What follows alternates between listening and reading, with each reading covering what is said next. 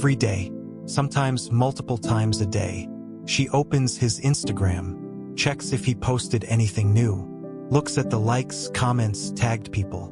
She enters the profile of every woman who interacts with him, compares, analyzes, searches for signs he's with someone, or that he's suffering without her.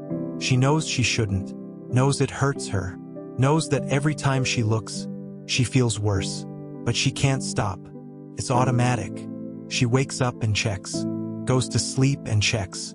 During lunch, in traffic, in the middle of the night when she can't sleep. She scours his social media as if she'll find something that gives her peace. But she never finds it, only finds more anxiety, more comparison, more pain. And after each stalking session, she promises herself, that was the last time. But a few hours later, there she is again. And the question haunts her, why can't I simply stop? Why am I doing this to myself? This is the digital prison of women who can't let go. And today we're unveiling the brutal psychology behind this obsessive behavior. Because it's not love. It's not longing. It's emotional addiction manifested as digital surveillance. It's unprocessed grief disguised as curiosity. And without understanding what really makes her stalk, she'll spend months, maybe years, trapped in a cycle that prevents her from moving forward while destroying her from within. Let's start with the truth she needs to hear. She doesn't stalk because she still loves. She stalks because she hasn't processed the end and is trying to control the uncontrollable through information. And this has a name in psychology: compulsive post-breakup monitoring behavior. When a relationship ends, her brain enters crisis. She had routine, predictability, connection, and suddenly all of this disappears, and her brain hates emptiness, hates not knowing. So it creates a compensatory behavior: stalking.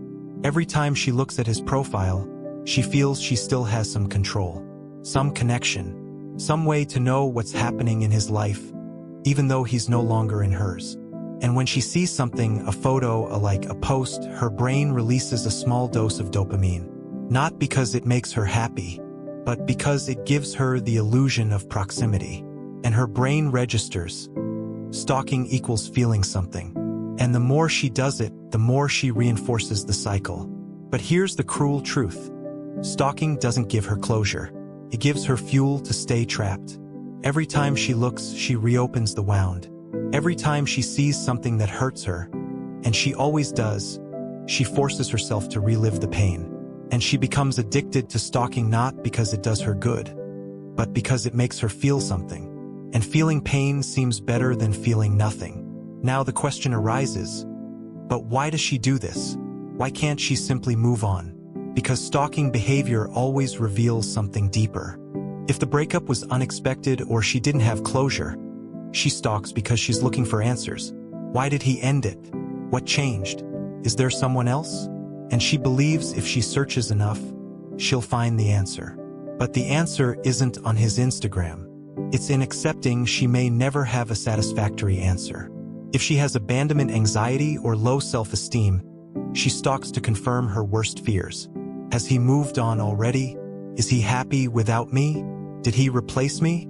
And ironically, she searches for proof she wasn't enough, as if confirming her own fear were better than living in uncertainty. If she was the one who loved more, she stalks because she can't accept he moved on faster. She's stuck in mourning while he seems to be living, and it hurts so much she can't stop looking, as if looking would give her some form of justice. And mainly, if she doesn't have a life that fulfills her now, she stalks because he became her emotional entertainment. Her routine is empty. She has nothing to focus on, so she focuses on him, and stalking becomes her toxic hobby. As she continues stalking, the patterns deepen in destructive ways. She develops obsessive thinking. She can't think about anything else anymore. Everything reminds her of him. Every photo he posts, she analyzes every detail. The background, the people, the time. She becomes a detective of a life that's no longer hers.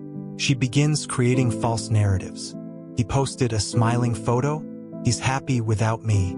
He didn't post anything? He must be busy with someone new. She interprets everything in a way that confirms her fears, never in a way that gives her peace. She loses presence in her own life. She's at dinner with friends, but mentally checking if he posted a story. She's working, but thinking about when she can look again. She no longer lives her life. She lives in the shadow of his life. She develops toxic comparison behavior. Every woman who interacts with him becomes competition. She analyzes. Is she prettier than me? Does she have something I don't? And she destroys herself comparing with people who may not even be relevant. And she confuses stalking with love, when in reality it's obsession disguised as care. What happens to this woman? She becomes a prisoner of a self-destructive routine, because she knows stalking hurts, but can't stop. It's like poking an open wound repeatedly.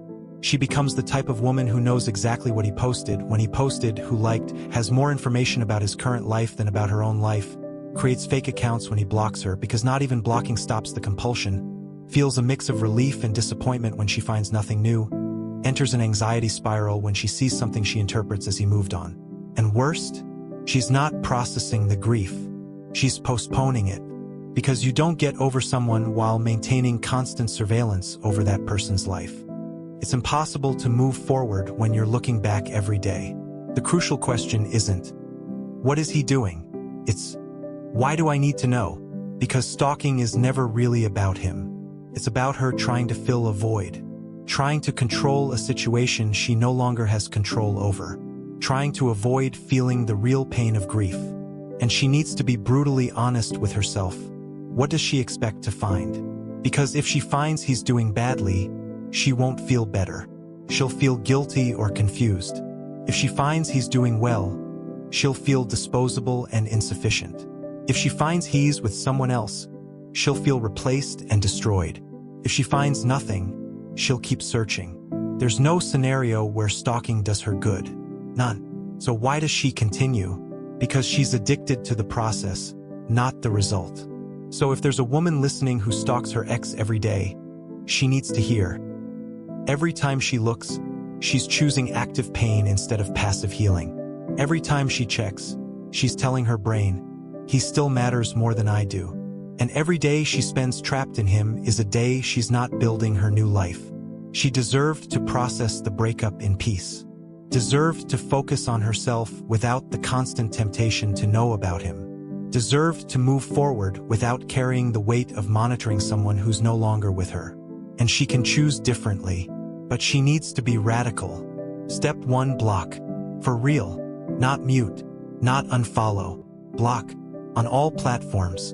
Because she's already proven she can't have access and not look. So eliminate the access. Step 2: block his close friends too. Because she knows she'll use their profiles to see about him. Be honest. Block. Step 3: delete the number, the conversations, the photos. Stop maintaining a relationship museum. She doesn't need to erase memories, but needs to stop revisiting them daily.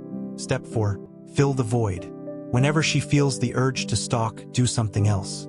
Anything else. Call a friend. Exercise. Read something. Watch something. Redirect the compulsion. Step 5: tell someone. Having a friend who knows helps. I feel like looking. Distract me. Shame maintains addictions.